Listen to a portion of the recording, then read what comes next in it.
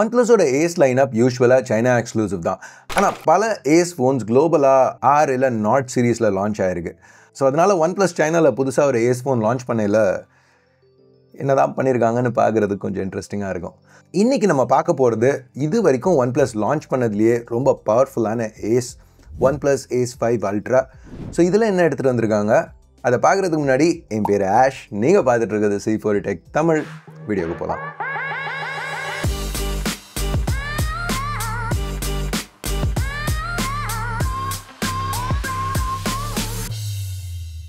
So முதல்ல அன்பாக்சிங்லேருந்து ஆரம்பிப்போம். இது உங்களோட கிளாசிக் OnePlus ரெட் பாக்ஸ். உள்ள ஓப்பன் பண்ணோன்னா ஒரு ரெட் நெவர் செட்டில் இன்சர்ட் இருக்குது. இதில் குவிக் ஸ்டார்ட் கைடு அப்புறம் சாஃப்ட் டிபியூ கேஸ் கொடுத்துருக்காங்க. இதுக்கு திருப்பி வருவோம். அடுத்து Ace 5 Ultra ப்ரொடக்டிவ் ரேப்லேருந்து ரிமூவ் பண்ணலாம். இந்த மாடல் இது டைட்டானியம் கலர்வே. இது போக ப்ளூ பிளாக் ரெண்டு ஆப்ஷன்ஸ் கொடுக்குறாங்க. ஆனால் இந்த பேக் டிசைன் தான் எனக்கு ரொம்ப இன்ட்ரெஸ்டிங்காக இருந்துச்சு. ஏன்னா இதை பார்க்கையில் Ace 5ல் 13R கூட அவங்க ஒரு கேஸ் இன்க்ளூட் பண்ணாங்கல்ல, அதில் உள்ள அந்த ரிட்ஜஸ் மாதிரி இருக்குது. ஆனால் இங்கே ஆக்சுவல் ரிட்ஜஸ் கிடையாது, இது ஸ்மூத் கிளாஸ் தான். அந்த டெக்ஸ்சர் பேட்டர்ன்ஸ் கிளாஸுக்கு அடியில் இருக்குது. அது மட்டும் இல்லாமல் இங்கே ஒரு அந்த லைட்னிங் மாதிரி ஒரு பேட்டர்ன் கூட நோட்டீஸ் பண்ணுவீங்க. லைட் கரெக்டாக இதில் ரிஃப்ளெக்ட் ஆகையில் தெரியும். ஆனால் எனக்கு இது சில நேரம் பார்க்கையில் ஏதோ அழுக்காக இருக்கிற மாதிரி தோணும். நானும் தொடச்சினே இருந்தேன் நிறைய நேரம்.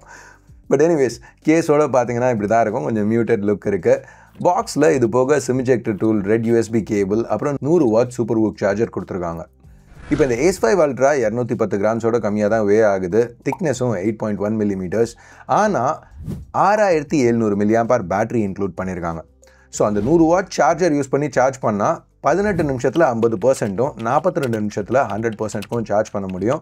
இது மட்டும் இல்லாமல் பைபாஸ் சார்ஜிங் சப்போர்ட்டும் இருக்குது. டேரெக்டாக சார்ஜர்லேருந்து பவர் பண்ணணுன்னா பண்ணிக்கலாம். OnePlus இங்கே வெயிட்டை மேனேஜபிளாக மெயின்டைன் பண்ணியிருக்கிறதுக்கு ஒரு காரணம் அவங்க யூஸ் பண்ணியிருக்கிற frame plastic. At least matte finish கொடுத்துருக்காங்க. ஸோ இது பேக் ரெண்டுமே ஈஸியாக ஃபிங்கர் பிரிண்ட்ஸ் பிக்கப் பண்ணாது. எட்ஜஸை லைட்டாக ரவுண்ட் ஆஃப் பண்ணியிருக்காங்க. இது ஒரு நல்ல விஷயம் தான். ஏன்னா டிஸ்பிளேயும் சரி பேக்கும் சரி இங்கே ஃப்ளாட்டாக கொடுத்துருக்காங்க. இன்னொரு விஷயம், OnePlus அவங்க கடைசி பல வருஷமாக யூஸ் பண்ணிட்டு இருந்த அந்த சர்க்குலர் கேமரா அரேலேருந்து கொஞ்சம் இப்போ மாத்திர மாதிரி தெரியுது.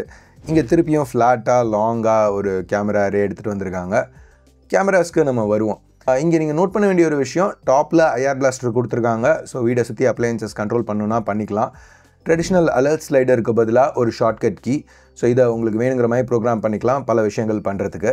ஃபிங்கர் பிரிண்ட் ஸ்கேனர் ஆப்டிக்கல் ஆனால் ஃபாஸ்ட்டாக தான் இருந்துச்சு. பட் பிளேஸ்மெண்ட் இன்னும் கொஞ்சம் மேலே கொடுத்துருக்கலாம். ப்ளஸ் Ace 5 Ultraவில் IP65 ரேட்டிங் இருக்குது டஸ்ட் அண்ட் வாட்டர் ரெசிஸ்டன்ஸ்க்கு. இப்போ டிஸ்பிளேன்னு பார்த்தீங்கன்னா 6.83 inches AMOLED crystal shield glass use பண்ணியிருக்காங்க ப்ரொடெக்ஷனுக்கு. இங்கே ரெசல்யூஷன் 1.5K ப்ளஸ் முதல் தடவையாக ஒரு OnePlus ஃபோனில் 144 Hz ரெஃப்ரெஷ் ரேட் ஆஃபர் பண்ணுறாங்க. ஸோ எல்லாமே ரொம்ப ஸ்மூத்தாக இருந்துச்சு. பெசல்ஸ் கிட்டத்தட்ட சிமெட்ரிக்கலாக இருக்குது. ஸோ பார்க்க கொஞ்சம் பேலன்ஸ்டாக இருக்குது. இது ஒரு பிரைட்டான பேனல். ஸோ மத்தியான வெயிலில் கூட வெளியில் யூஸ் பண்ணையில் பிரச்சனை இருக்காது. உங்களுக்கு OLED ஃப்ளிக்கர் சென்சிட்டிவிட்டி இருந்துச்சுன்னா 3840 Hz high frequency PWM dimming கொடுக்குறாங்க. So comfort factor.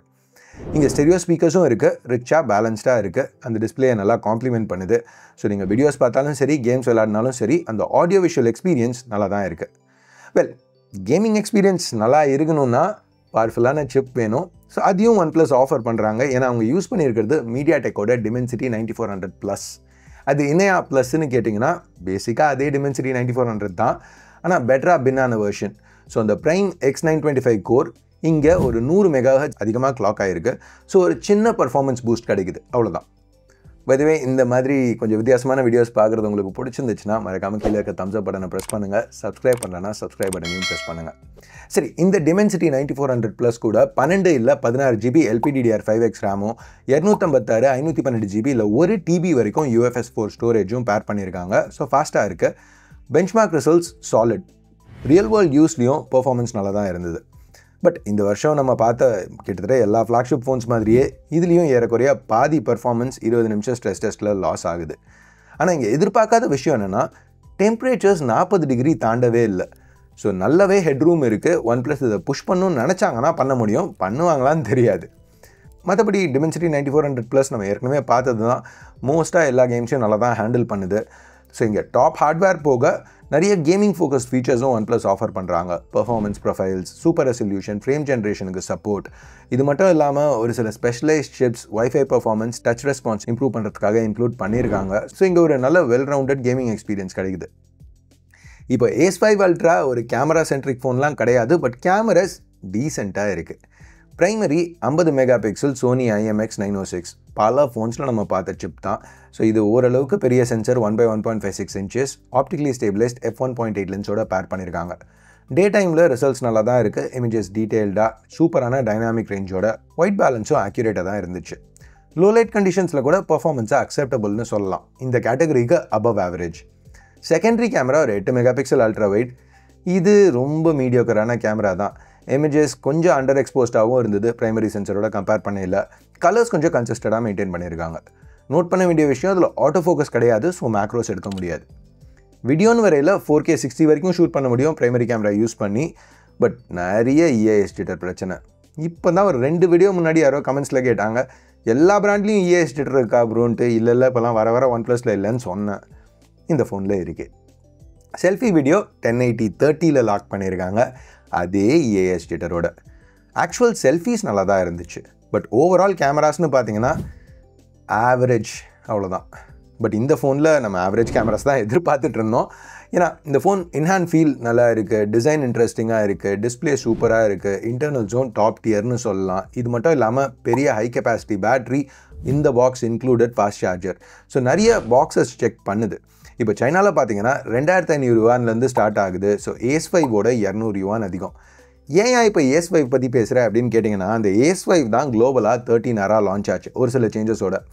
ஸோ அதை பேஸ் பண்ணி இந்த ஃபோன் குளோபலாக லான்ச் ஆச்சுன்னா உங்கள் மார்க்கெட்டில் 13R என்ன ப்ரைஸ்க்கு லான்ச் ஆச்சோ அதோட ஒரு 5-10% அதிகமான ரேட்டுக்கு இது வரும். ஸோ இந்த ஃபோன் குளோபலாக லான்ச் ஆகணும்னு நினைக்கிறீங்களா? அப்படி லான்ச் ஆச்சுன்னா அந்த ப்ரைஸ்க்கு இந்த AS5 அல்ட்ரா வர்த்துன்னு நினைக்கிறீங்களா?